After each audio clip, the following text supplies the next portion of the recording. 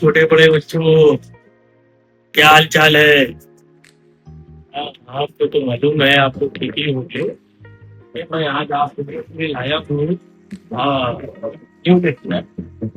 Electricity से ही related है, जो मैंने प्रीवियस लेक्चर में आप लोगों को बताया था, उसी से रिलेटेड है ये। ऐसे टॉपिक है रेजिस्टेंस इन सीरीज, टॉपिक है रेजिस्टेंस इन पैरेलल। ये आपको यहाँ पर एक इलेक्ट्रिकल सर्किट दिख रही है।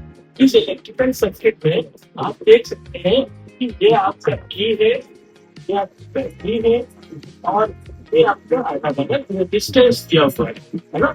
तो यहाँ से बैटरी को हम ऑन करेंगे, करंट फ्लो होगा, इस सर्किट पे शुरू हो जाएगी।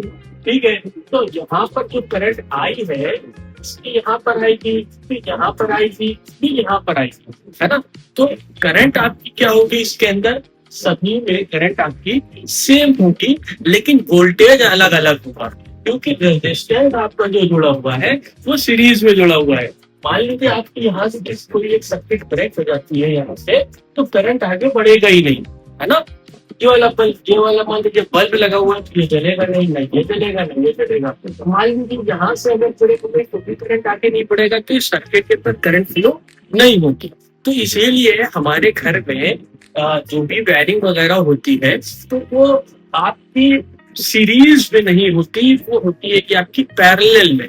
अभी मैं पैरेलल का भी आपको बताऊंगा। तो इसको अगर हम इक्वेशंस के जरिए अगर समझना चाहें तो कैसे समझेंगे? देखिए, अगर हम टोटल वोल्टेज देखें, अगर हम इसमें टोटल वोल्टेज देखें, तो हमको मालूम है according to Ohm's law V is equal to I R. क्या है हमारा?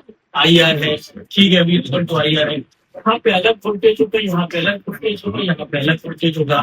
तो हम बना लेते हैं V is equal to V1 plus V2 plus V3। तीन अलग अलग रेजिस्टेंस पे तीन अलग अलग हमारे वोल्टेज में जाएंगे। ठीक है, अब हम इसके अकॉर्डिंग ओम्स लॉ के अकॉर्डिंग अगर यहाँ पर हम लगाए, V is equal to formula हमारा क्या होता रहेगा? I R is equal to V is equal I R one plus I R two plus I R three, है ना। आप देख सकते हैं कि इसमें आपको दिया हुआ है कि आई R one plus I R two plus I R three, है ना, क्योंकि ये सारी चीजें क्या हुआ आपस में सीरीज में जुड़ी हुई है। तो हम अगर हम यहाँ पे इसको आर एस लिखते हैं, that means R S means resistance in series. तो अगर देख ले, यहाँ पे आई आई आर सी कॉमन ले सकते हैं हम लोग। I R S is equal to, अगर हम आई कॉमन ले लें, that is R one plus R three. देख सकते हैं आप कि सारे रेजिस्टेंस आपके देखिए एडिशन में आ गए। ठीक है, यहाँ पे आई से आई आपका कैंसिल हो जाएगा। R series is equal to, R series is equal to कितना हो जाएगा? R one plus R two plus R three. तो इसको हम बॉक्स के अंदर बंद कर देते हैं। क्या होगा? जब कोई भी सर्किट में आपको रेजिस्टेंस अगर सीरीज में दिखेगा, तो हम उससे ये वाला फॉर्मूला लगाएंगे, R S is equal to R one plus R two plus R three. ठीक है, अच्छा, ये तो हमारा हो गया सीरीज का। रेजिस्टेंस इन सीरीज जब होगी, तो हमको उसके अकॉर्डिंग जो न्यूमेरिकल प्रॉब्लम होंगे, वो आपको R one plus R two plus R three, यानी हमको जो भी रेजिस्टेंस दिए होंगे, एन टाइम्स रेजिस्टेंस दिए होंगे, सभी को हम क्या करेंगे? सीरीज में आपस में जोड़ देंगे, ऐड कर देंगे। ठीक है, अब हमारा रेजिस्टेंस इन पैरेलल आपका आ जाता है। तो इसको देखकर तो ध्यान से समझिएगा कि सर्किट हुई है, इस सर्किट में सेम नेगेटिव हुई बैटरी लगी है। ये आपका क्या है? ई है। क्या है? ई है, जिससे हम इस सर्किट में करंट फ्लो कर सकते हैं। की हटा देंगे तो सर्किट के अंदर करंट फ्लो नहीं होगी। अगर की ओपन करेंगे तो सर्किट के अंदर की करंट फ्लो नहीं होगी। जैसे ही हम सर्किट की को क्लोज करेंगे, क्लोज मीन्स मिला देंगे इससे, तो इसके अंदर करंट हमारी क्या हो जाएगी? फ्लो होना शुरू हो जाएगी। ठीक है, यहाँ से हमारी करंट आई निकली, यहाँ पे पहुंची, तीन रास्ते मिले। एक रास्ता आपका ये मिला, एक रास्ता आपको ये मिला, एक रास्ता आपको, तीन करंट का रास्ता अलग अलग मिला। ठीक है, यहाँ पे हमारी करंट अलग अलग जाएगी। क्यों जाएगी? क्योंकि ये सर्किट आपकी पैरेलल में दी हुई है ना। ये सर्किट आपकी किसमें दी हुई है, पैरेलल में दी हुई है। ये हो जाएगी I1, ये I2, ये वाली हमारी वाली I3। तो सभी में आप देख सकते हैं कि अलग अलग आपको दिया हुआ है ना। तो इसमें भी हम अगर अकॉर्डिंग टू ओम्स लॉ के अकॉर्डिंग चले, V is equal to IR, हमको मालूम है। अच्छा, वोल्टेज हमारा V यहाँ से निकलेगा तो सब दिन जो वोल्टेज हमारा क्या होगा, सेम होगा।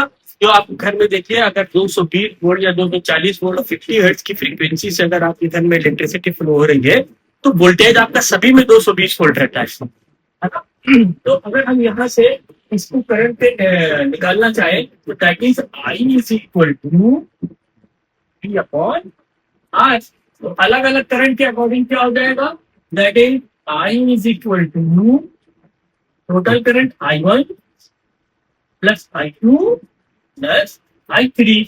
ये करंट आपकी की हुई है ना। तो यहाँ पे अगर हम देखते V upon R equal to I1 कितना हो जाएगा, V upon R1 plus V upon R2 plus V upon R3। देखिए अलग अलग रेजिस्टेंस आपको दे रखा है कि नहीं दे रखा है यहाँ पर, है ना। तो अब आप देखिए, अगर हम यहाँ से वोल्टेज को कॉमन ले लें, है ना, तो यहाँ पे अगर हम शो कर दे R3 that is R parallel, तो अगर हम यहाँ से वोल्टेज को कॉमन ले लेंगे तो क्या हो जाएगा, 1 upon R1 plus 1 upon R2 plus 1 upon R3 bracket close that is V upon R3, है ना। अच्छा, यहाँ से ये वाला भी और ये वाला भी cancel out to each other because दोनों ही चीजें इक्वल टू के लेफ्ट हैंड साइड और राइट हैंड साइड गिवन है। तो हमारी 1 अपॉन R3 क्या आ गई, मैं यहाँ पे आपको दो दिखाता हूँ। 1 अपॉन लाइट यहाँ पे ड्रॉ कर देते हैं। 1 अपॉन R3 मतलब parallel that is 1 upon R1 plus 1 upon R2 plus 1 upon R3, है ना। तो बस सिंपली आपको कुछ नहीं करना, तो आपको सर्किट गिवन होगी, उस सर्किट के अकॉर्डिंग अगर सीरीज में किया हुआ होगा तो RS equal to R1 plus R2 plus R3 करेंगे। अगर पैरेलल में दिया होगा तो 1 upon R3 that is equal to 1 upon R1 plus 1 upon R2 plus 1 upon R3। इसीलिए हमारे घर में देखिए पैरेलल में ही सर्किट जो है बनती है, क्योंकि आप देख सकते हैं कि करंट सबका अलग अलग जा रहा है। अगर मान लीजिए ये वाली सर्किट आपकी ब्रेक होती है या कोई चीज फ्यूज होता है तो यहाँ पे करंट फ्लो होती रहेगी, यहाँ पे करंट फ्लो होती रहेगी। आप देखते होंगे कि आपके घर में अगर कोई भी बल्ब फ्यूज हो जाता है तो उसमें आप देखिए कि दूसरा वाला बल्ब जलता रहता है, या कोई एक पंखा का तार खराब हो जाता है तो उसमें भी आप देखेंगे चीजें जो है वहां पर चलती रहती है ना, करंट उसमें फ्लो होता रहता है। इसीलिए हमारे घर में ज्यादातर चीजें जो है वो पैरेलल में ही होती है। ठीक है, अभी तक जिन लोगों ने चैनल को सब्सक्राइब नहीं किया है वो लोग चैनल को सब्सक्राइब करें। वीडियो पसंद आए तो आप लोग लाइक करें, सब्सक्राइब करें। मैं इसके नेक्स्ट लेक्चर में आप लोगों को न्यूमेरिकल प्रॉब्लम के बारे में बताऊंगा। ठीक है, तब तक के लिए गुड बाय।